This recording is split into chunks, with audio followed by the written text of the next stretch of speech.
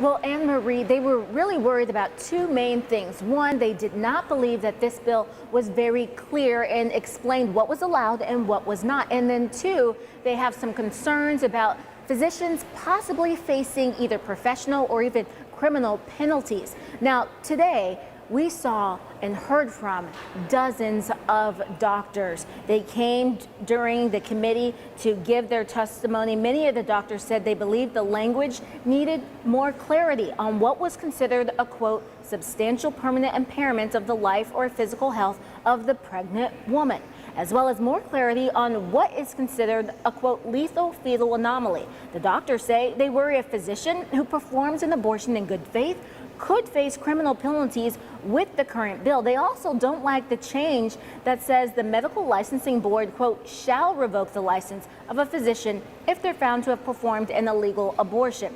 Young physicians say this bill is making several of their peers consider not practicing in Indiana.